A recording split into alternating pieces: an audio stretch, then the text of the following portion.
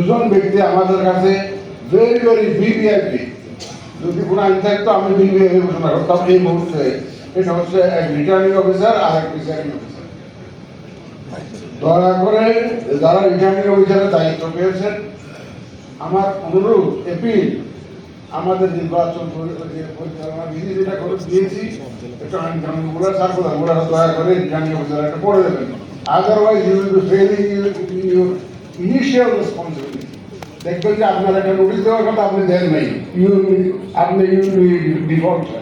সুতরাং রিটার্নিং অফিসারদের কাছে আমার অনুরোধ, আপনারা আমাদের সার্কুলারগুলো করবেন এবং ওই যে পরিচালনা বিধিটা অবশ্যই করে নেবেন। আর ভিউটা ওখানে একসাথে ইনক্লুড করা আছে, তো দয়া করে দেখে নেবেন।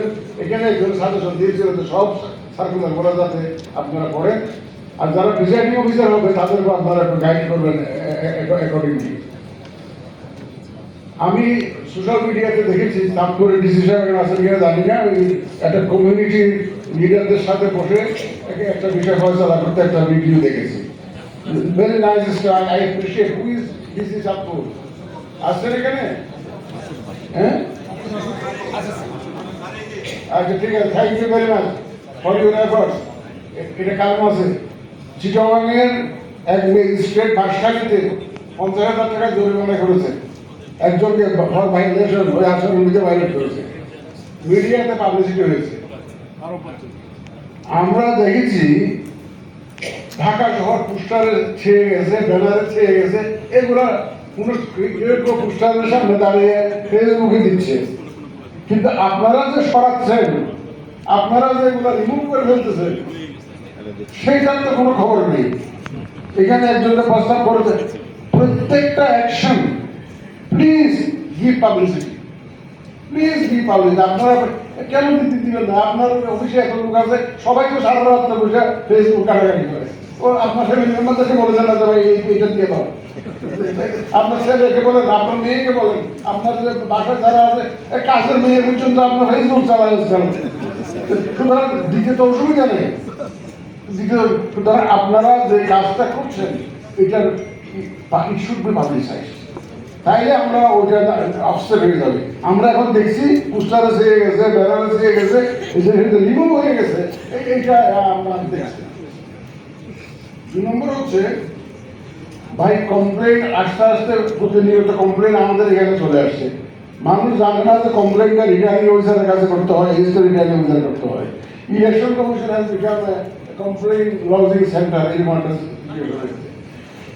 Complain redress system, complain redressal system, মানুষকে জানতে হবে কেউ যদি ভায়োলেশন করে, কোনো ক্যান্ডিডেট যদি সমস্যা ফেস করে, কোথায় কমপ্লেন করবে, কার কাছে কমপ্লেন করবে, এটা তার তো জানতে হবে, তাকে জানাতে হবে। দয়া করে রিটার্নিং অফিসার এবং রিটার্নিং অফিসাররা আপনাদের অফিসের সামনে টাঙিয়ে রাখবেন। কারণ যদি কোনো অভিযোগ থাকে, নির্বাচনী আচরণ বিধি ভঙ্গের অভিযোগ থাকে, কেউ কোনো প্রতিদ্বন্দ্বী প্রার্থী যদি আপনাকে হ্যারাস করে, দয়া করে এই নাম্বারে অমুকের কাছে কমপ্লেন করবেন।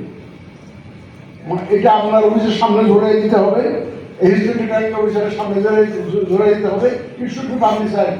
People must know where to lodge the complain. আমি যদি কোথায় অফিসে গিয়ে জিজ্ঞেস করি যে কার কাছে কমপ্লেন করতে হবে, এটা কার কাছে বলতে হবে, এটা কার কাছে বলতে হবে, কোথায় সাধারণ মানুষ এটা কোথায় আপনার ম্যাজিস্ট্রেটকে খুঁজবে, ইলেকট্রাল ইনকোয়ারি কমিটিকে খুঁজবে, এটা হবে না। কমপ্লেন অ্যাড্রেস করার জন্য একটা সেন্টার থাকতে হবে যেখানে মানুষ কমপ্লেন করবে, এবং ইমিডিয়েটলি আপনারা যদি কোনো এরকম ভায়োলেশন হয়, একজনের ব্যানার ছিঁড়ে ফেললো, একজনের স্টেজ ভেঙে দিল, আরেকজন এসে ওখানে দখল করলো, এই ধরনের যদি হয় যেখানে ট্রায়াল করার দরকার হবে, ওই কমপ্লেন সেন্টার থেকে ম্যাজিস্ট্রেটের কাছে রেফার করবেন, যে has an incident, please take cognizance of this, যাতে কমপ্লেনটা যাতে অ্যাড্রেস হয়। এটা কিন্তু ফার্স্ট ইস্যু। ভাই অনেকের তো অনেক ধরনের চিন্তাভাবনা থাকে। এই মুহূর্তে যেমন ধরেন একটা লাশ পুড়িয়ে দিয়েছে, একটা হিন্দু ভদ্রলোকের লাশ পুড়িয়ে দিয়েছে, কোথায় থেকে এই ধরনের ইনসাইটমেন্ট অনেক হবে। Communal harmony must be maintain.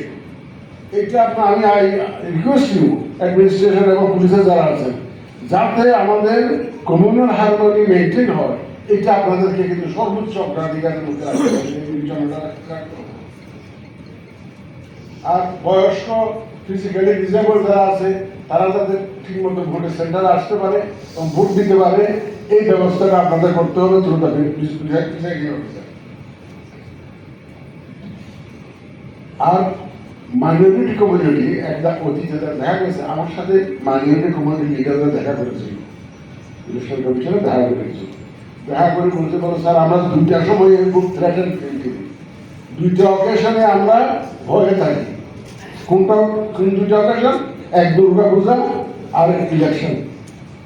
Durga পূজা আসলে আমাদের উপর আক্রমণ হয়, আমাদের মূর্তি ভাঙা হয়, যেভাবে হোক যেই করুক কনস্টিটিউশন বা যা হোক কথাটা কিন্তু ঘটে, তারা শঙ্কিত থাকে। আমি জিজ্ঞেস করলাম যে এবার কি তেমনটি হয়েছে? বলে এবারের মতো সুন্দর করে পূজা উদযাপন আমরা জীবনে করতে পারি না, আমার দেখা করতে পারি না। এত সুন্দর করে আমরা পূজা উদযাপন করেছি, কোনো রকমের কোনো ভাইরাস মানে কোনো অসুবিধা নেই। আমি বলছি ইলেকশনে ইনশাল্লাহ এরকম হবে, ইনশাল্লাহ ইলেকশনে এরকম হবে।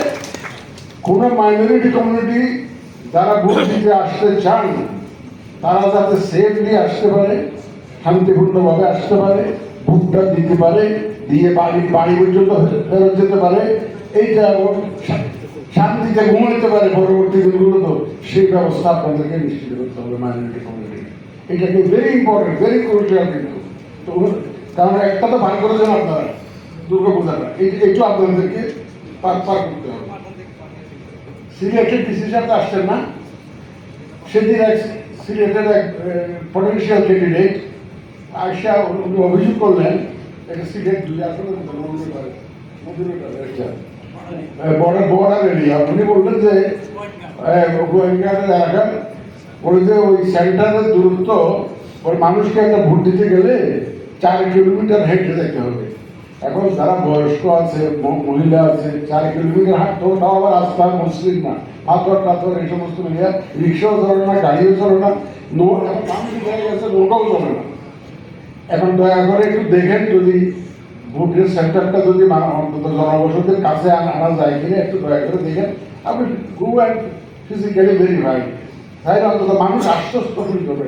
সিলেক্টেড ডিসিশন তো শোনা আছে খুব সরবার না, শোনা আছে যেখানে সেখানে একটা খবর হয়ে যায়। আমি ভালো, আমি চাই যে এখানে খবর হোক যে আপনি সেন্টারের জন্য প্রপার অ্যাকশন নিয়েছেন, মানুষের ভোট দেওয়ার ব্যবস্থা করেছেন। আর যে রাস্তাঘাটকে ঠিক করার ব্যাপারটা আমরা আগে থেকে বলেছি।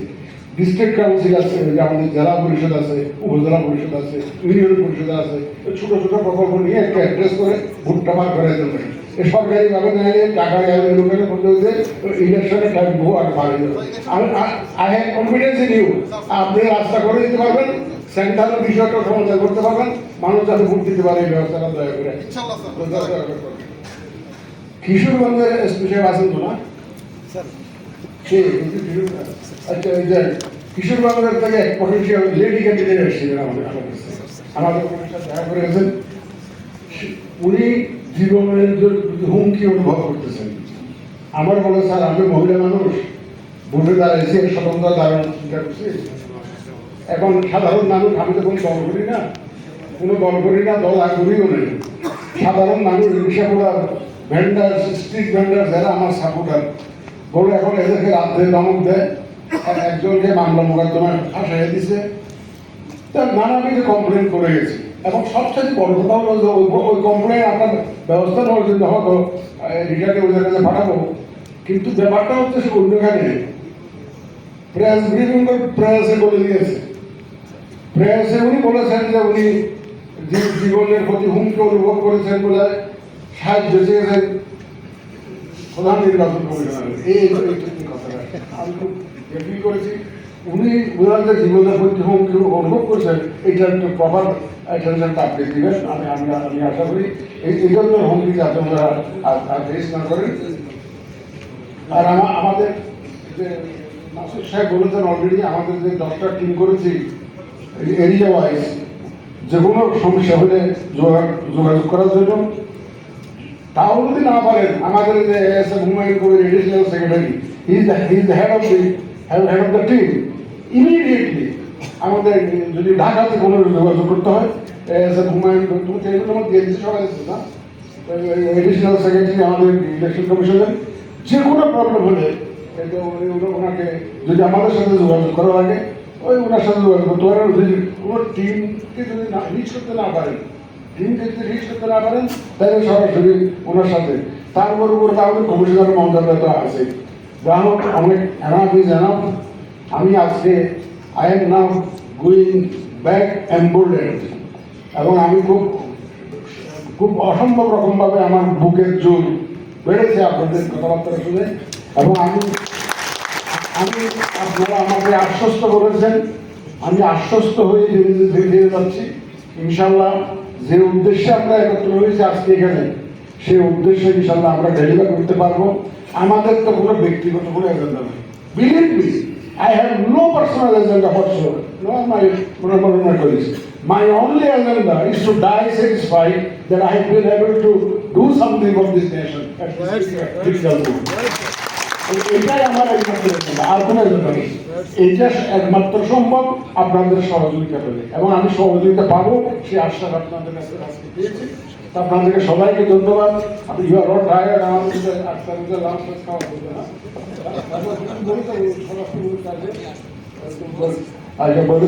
আরো অন্যান্য মানুষরা আসবেন এসে আপনাদের হাতে হয়তো বক্তব্য রাখেন। আপনাদেরকে আন্তরিক মুবারকবাদ। Go to the field and do the needful. I want an election which is free, fair and credible, neutral, professionally কাজ করবেন ইনশাল্লাহ। কোনো রকমের কোনো বায়াস হয়ে কাজ করবেন না ইনশাল্লাহ। ধন্যবাদ আপনাদের সবাইকে।